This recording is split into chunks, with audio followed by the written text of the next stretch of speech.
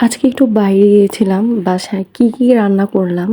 First মগজ রান্না করেছি, তারপর চিচিঙ্গা ভাজি করেছি। এগুলো নিয়েই থাকবে আজকের ভিডিও। হ্যালো এভরিওয়ান, আসসালামু আলাইকুম। Welcome back to my new blog. ফার্স্টে আমি এখানে তেল গরম করে এখানে পেঁয়াজ কুচি দিয়ে দিয়েছি। তারপর দিয়ে দিলাম কাঁচামরিচ। এখন স্বাদ মতো লবণ আর হলুদ গুঁড়ো দিয়ে দিব।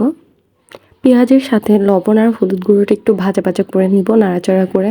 তারপর এখানে আমি দিয়ে দিব যে চিচিঙ্গাগুলো কুচি করে রেখেছি সেগুলো এখন দিয়ে দিব। দিয়ে ভালো করে নাড়াচাড়া করে যাতে মশলাটার সাথে চিচিঙ্গাটা ভালো মতো লেগে যায়, তারপর আমি 5 মিনিটের জন্য ঢাকা দিয়ে রেখে দিব। চিচিঙ্গাটা যখন একটু সিদ্ধ হয়ে যাবে তখন আমি এখানে একটা ডিম ভেঙে দিয়ে দিব। আমার কাছে চিচিঙ্গা ভাজিতে ডিম দিয়ে সাথে খেতে ভালো লাগে। আপনাদেরও যদি ভালো লেগে থাকে অবশ্যই কমেন্ট করে জানাবেন। কার কীভাবে খেতে ভালো লাগে সেটাও জানাবেন। তো এই তো আমি এখন নাড়াচাড়া করে নিচ্ছি।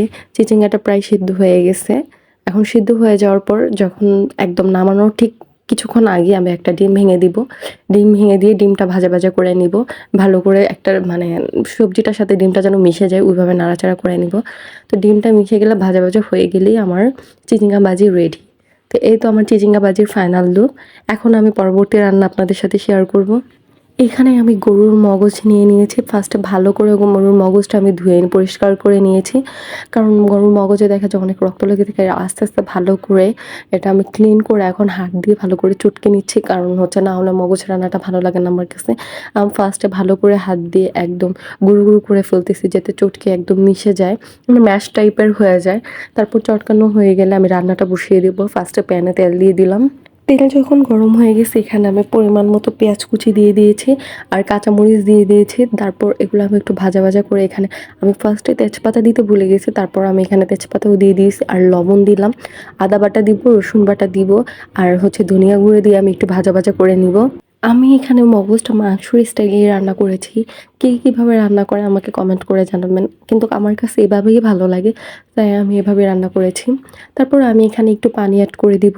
পানি দিয়ে তারপর হলুদ গুঁড়ো, মরিচের গুঁড়ো আর বাকি যা মশলা আছে গরম মশলার গুঁড়ো ওগুলো দিয়ে আমি কষিয়ে নিব। এখন আমি মশলাগুলো ভালো করে হচ্ছে কষিয়ে নিব নাড়াচাড়া করে। যখন উপর থেকে তেল ভেসে আসবে, মশলাটা একদম ভালো মতো কষানো হয়ে যাবে, তখন এখানে আমি মগজ দিয়ে দিব।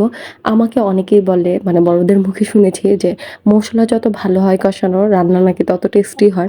তাই আমি সবসময় চাই মশলার যেন স্মেলটা না থাকে, কাঁচা স্মেলটা যেন না থাকে। তাই ভালো মতো একটু ভাজা ভাজা করে কষিয়ে নেওয়ার জন্য তারপর এখানে আমি মগজটা দিয়ে দিয়েছি। ভালো মতো নাড়াচাড়া করে নিচ্ছি যাতে মশলার সাথে একদম মিক্সড হয়ে যায়। তারপর এখানে আমি অল্প একটু পানি দিয়ে ঢাকনা দিয়ে ঢেকে দিব।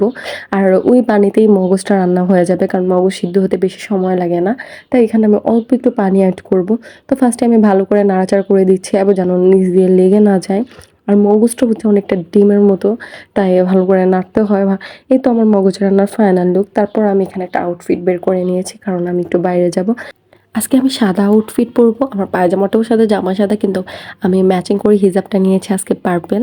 আর এই তো আমি রেডি হয়ে গেছি। এখন আমি বাইরে চলে যাব। তো আজকে ভিডিও ছিল এই পর্যন্তই। যদি ভালো লেগে থাকে অবশ্যই লাইক, কমেন্ট, শেয়ার করতে ভুলবেন না। আল্লাহ হাফিজ।